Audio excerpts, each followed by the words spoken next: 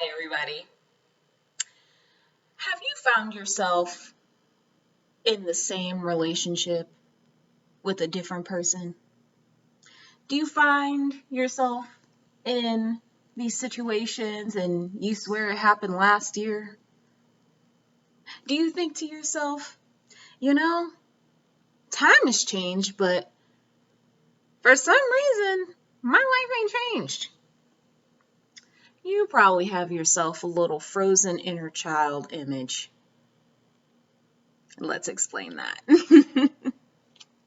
So, what is the frozen inner child?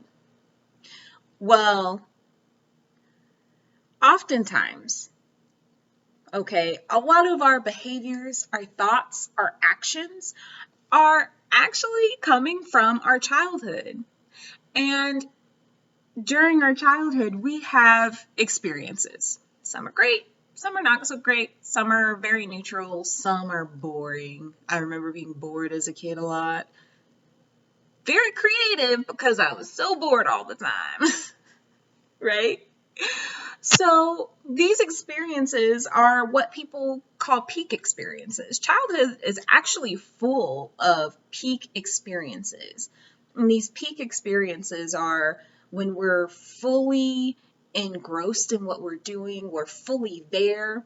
That's a lot of the reason why time feels like it is so slow, because it feels longer when you're really in it, when you're in something. You know, some people call it a flow state as well. We're in flow state a lot as children. But the problem comes in when some of these peak experiences are not so great, right? So these not so great experiences come in.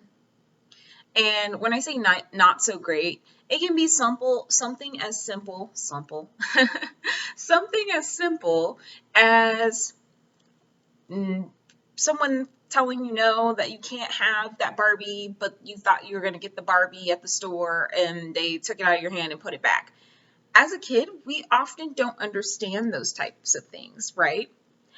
But because we don't understand them, we make some internal judgments about those things.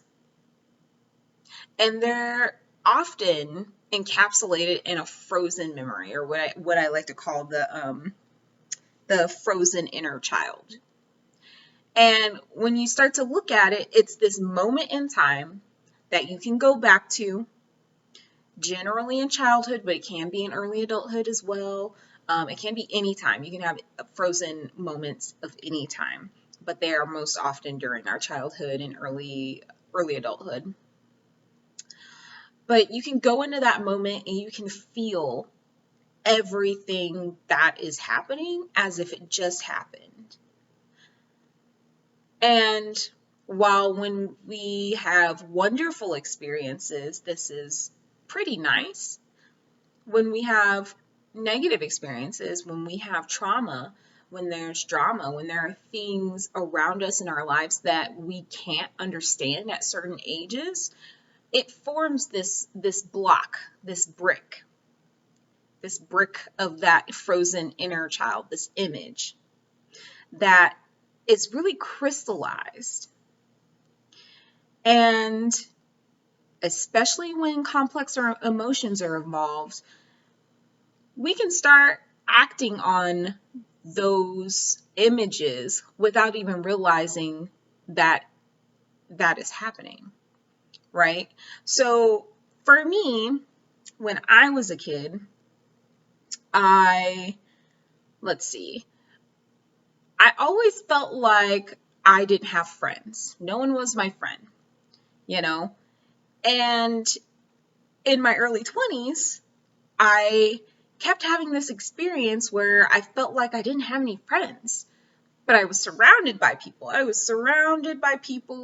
I actually had really good friends. One in particular, shout out to Britt Brat, was an amazing friend and a really just like caring friend right next to me.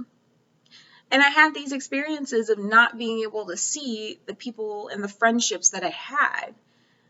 And that dates all the way back to when I was a kid and I was bullied all the time.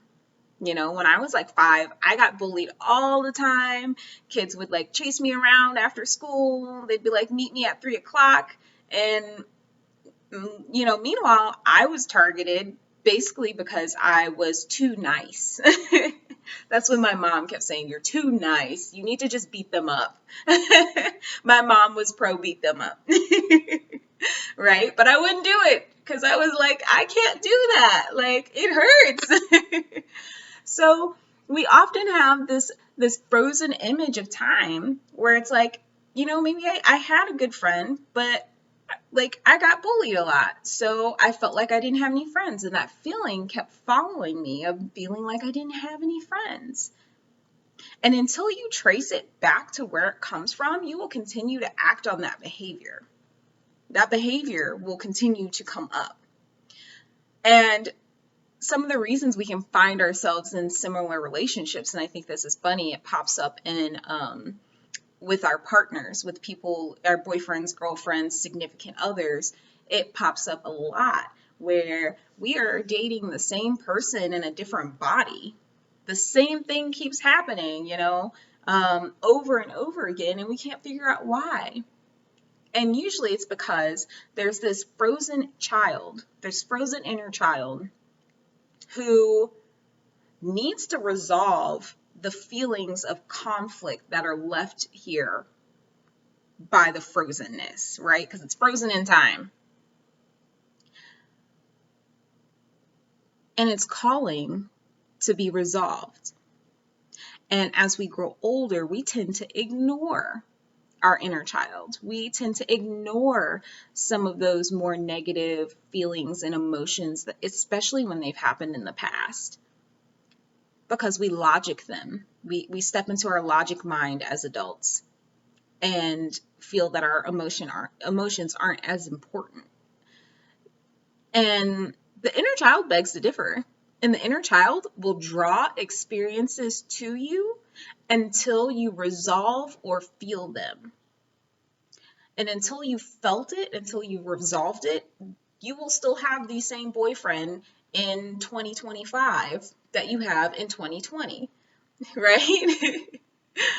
Because your inner child is really working hard to be seen, to be noticed, to be heard, to be acknowledged. That's what all children want, and that's what your inner child wants. It wants to be acknowledged. It wants those feelings acknowledged. And so, oftentimes, you may attract the same jobs, the same pay over and over again. You get the same pay.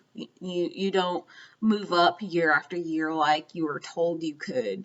And it's because you have become comfortable in drawing in and experiencing the same emotions again and again until you feel it, until you notice it, until you acknowledge what the inner child is bringing up. Okay? So if you would like to do some inner child work with me, come over to Instagram. I am doing a 30-day inner child challenge, and my Instagram, I'll link it below, but it is the_trauma_doula.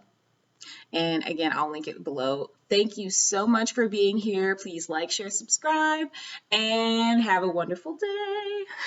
Bye.